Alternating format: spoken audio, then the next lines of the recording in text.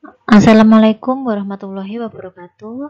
Kita masih lanjut ke gaya dan hukum Newton ya. Ini bagian yang kedua, lanjutan yang tadi. Nah, sekarang kita bahas untuk hukum 1 Newton. Nah, ini orang yang mencetuskan hukum Newton ya, namanya Isaac Newton. Jadi nama hukum Newton sendiri itu diambil dari namanya. Nah, hukum 1 Newton itu disebut juga hukum inersia atau hukum kelembaman. Nah, bunyinya untuk hukum 1 Newton sendiri yaitu sebuah benda tetap diam atau tetap bergerak lurus dengan kecepatan tetap atau konstan kecuali ada gaya luar yang bekerja padanya. Jadi, selama tidak ada yang mengganggu, ketika ada benda yang bergerak GLP atau gerak lurus beraturan atau dengan kecepatan konstan, maka tidak akan berubah. Jadi akan bergerak lurus terus-menerus.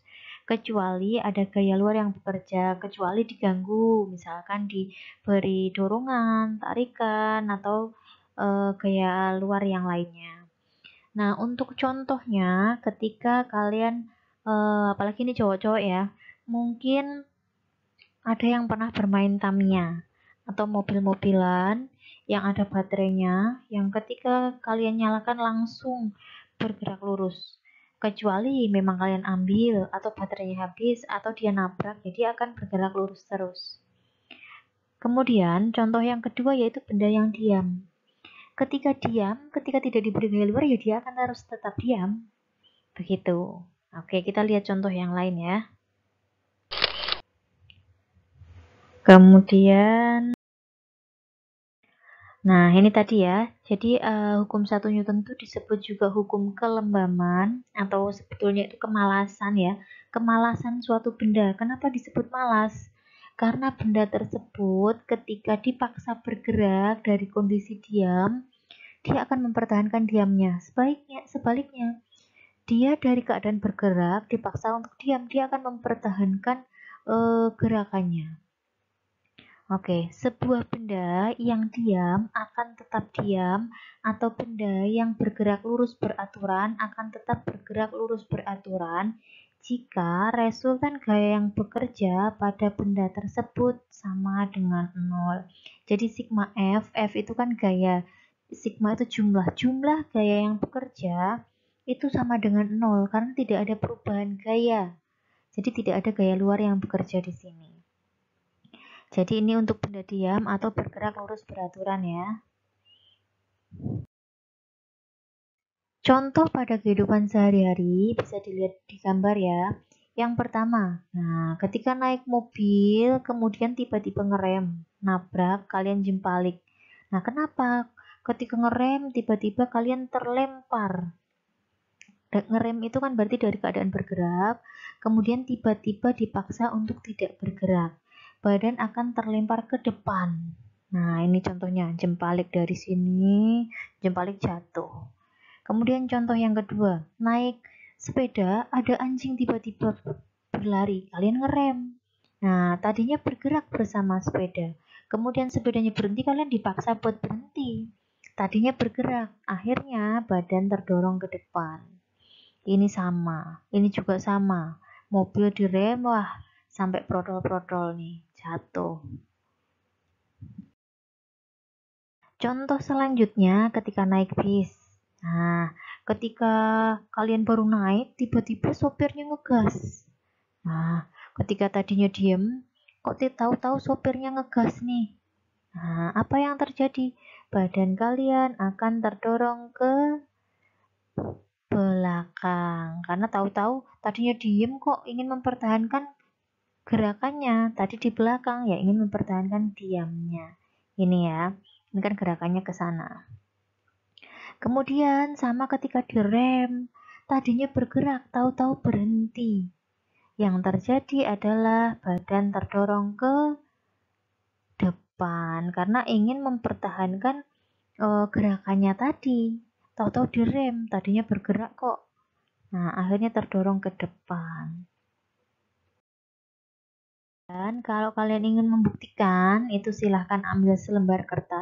kertas apapun, kemudian taruhlah benda, ini contohnya gelas, boleh botol, boleh benda apapun. Nah, usahakan bendanya itu yang bisa ditaruh ya, bisa misalkan gelas, toples, buku atau apapun. Kemudian kertas ini kalian tarik dengan cepat. Nah, apa yang akan terjadi? Si gelas akan berada pada posisi semula. Beda halnya ketika kalian nariknya tuh tidak dengan cepat, tapi pelan-pelan. Nah, ketika ditarik pelan-pelan, ini gelasnya akan ikut. Nah, ini membuktikan bahwa benda itu cenderung ingin mempertahankan posisinya semula. Semula diam, ketika tiba-tiba ada gerakan, dia akan berusaha untuk tetap diam. Tapi ke awalnya sudah bergerak, ditarik, kan ini ikut ya. Ketika kertasnya ditarik, ini akan ikut bergerak perlahan-lahan, awalnya bergerak, jadi akan terus ikut bergerak gitu. Kemudian lanjut untuk hukum kedua Newton. Hukum kedua Newton itu adalah sigma, ini adalah artinya jumlah ya. Jadi sigma ini maksudnya adalah jumlah gaya yang bekerja. F itu adalah gaya penggeraknya, M itu adalah massa, M itu adalah massa dari bendanya.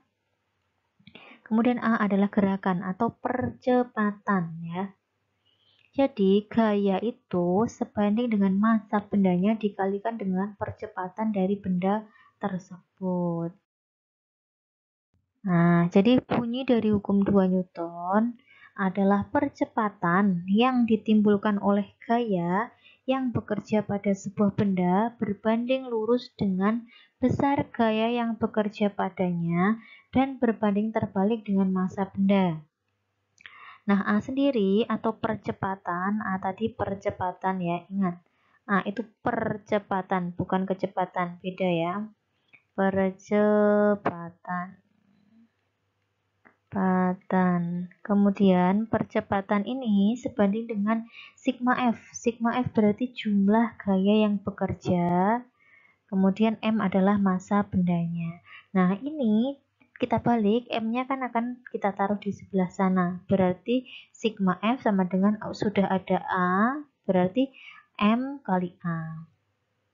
Kemudian ini keterangannya ya. Gaya F itu adalah gaya yang bekerja, satuannya Newton, M adalah massa benda, satuannya kilogram, A tadi percepatan benda, satuannya meter per sekon kuadrat. Jadi satuan untuk gaya itu apa?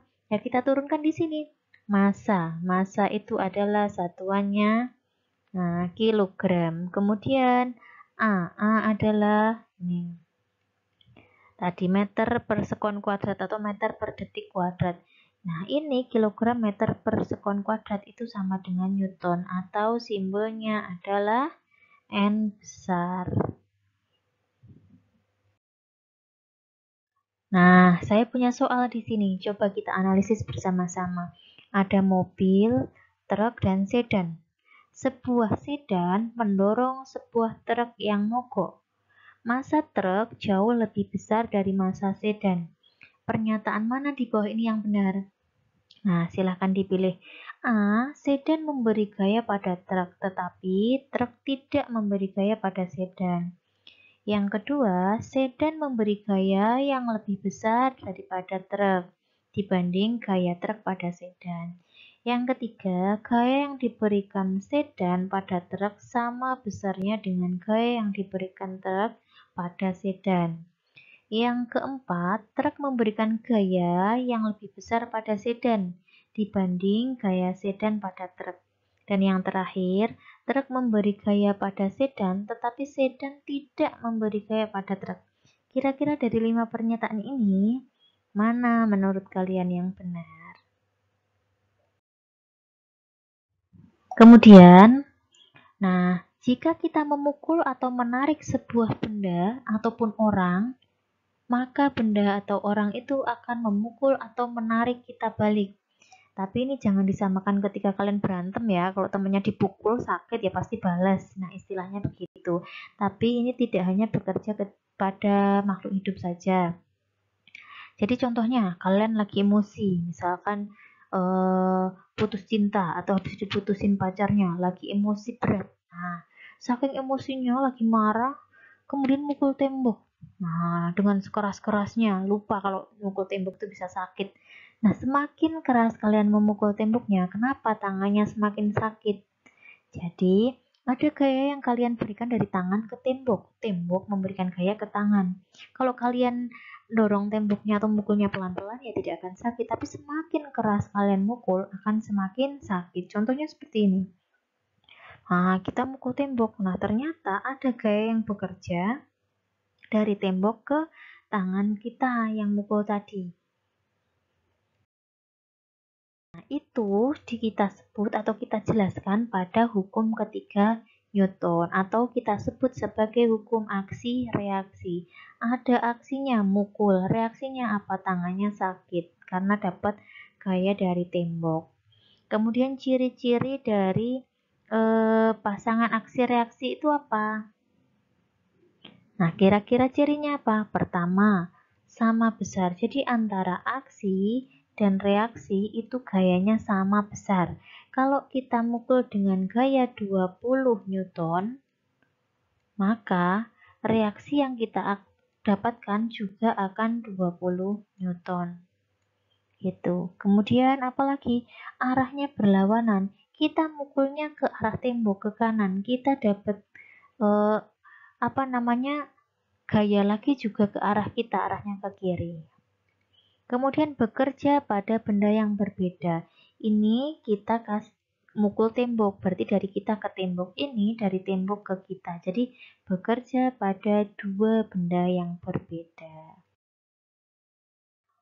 Jadi bunyinya dari hukum 3 Newton adalah jika dua benda berinteraksi, gaya yang dilakukan oleh benda pertama pada benda kedua sama dan berlawanan arah dengan gaya yang dilakukan oleh benda kedua pada benda pertama. Nah, jadi rumusnya adalah F aksi sama dengan min F reaksi. Nah, kenapa di sini ada tanda min? Jadi, tanda min di sini hanya menunjukkan berlawanan arah. Nah, jadi menunjukkan bahwa arahnya berlawanan. Ya, jadi tanda minus ini hanya menunjukkan bahwa arahnya itu berlawanan. Besarnya sama, F aksi. Kalau besarnya itu aksinya katakanlah 10 Newton, ya ini akan bernilai 10 Newton. Tetapi negatif di sini berlawanan arah. Gitu ya, besarnya sama, arahnya berlawanan. Masih pada hukum 3 Newton. Tangan, misalkan lihat ya, lihat panah di sini. Ini gaya yang dilakukan dinding pada tangan. Sebagai reaksi ini kita mendorong tembok itu sebagai aksi. Kita mendorong tembok ke sini. Gaya yang dilakukan tangan pada dinding itu sebagai aksi. Kemudian yang ke kiri itu ada gaya yang dilakukan dinding pada tangan itu sebagai reaksinya. Maka saya bilang tadi ketika kalian mukul tembok semakin keras, berarti kan ininya besar. Gaya yang diberikan ini F-nya besar. Maka ini juga yang kalian akan dapatkan akan besar juga, sebanding atau sama. Arahnya berlawanan. Ini masih contoh dari hukum 3 Newton ya. Contohnya adalah ketika kita berjalan. Ketika berjalan itu ada gaya aksi. Aksinya kemana? Kaki ke lantai, arahnya ke bawah. Kemudian sebagai reaksinya adalah lantai ke kaki kita. Jadi kita menekan ke bawah itu sebagai aksinya. Kemudian kaki kita lantai memberikan gaya kepada kaki itu sebagai reaksinya. Nah, sebagai catatan di sini, gaya aksi dan reaksi bekerja pada benda yang berbeda. Jadi tidak hilang, tidak habis, tidak saling meniadakan. Karena misalkan ini tadi, yang ini sebagai ini adalah F aksinya, itu adalah dari kaki ke lantai. Kemudian yang atas sebagai F reaksinya, itu adalah dari lantai ke kaki atau tanah ke kaki. Jadi tidak bisa saling meniadakan. Makanya sigma F itu bukan sama dengan 0, tapi sigma F tadi sama dengan min karena arahnya berlawanan, min karena nilainya sama, berarti sama dengan sigma min sigma F. Nah, jadi besarnya sama, tetapi di sini ada tanda min, artinya berlawanan arah. Oke, untuk hukum Newton 1, 2, dan 3, apakah sudah jelas? Jika ada pertanyaan, boleh ditulis di kolom komentar, nanti akan saya jelaskan lagi.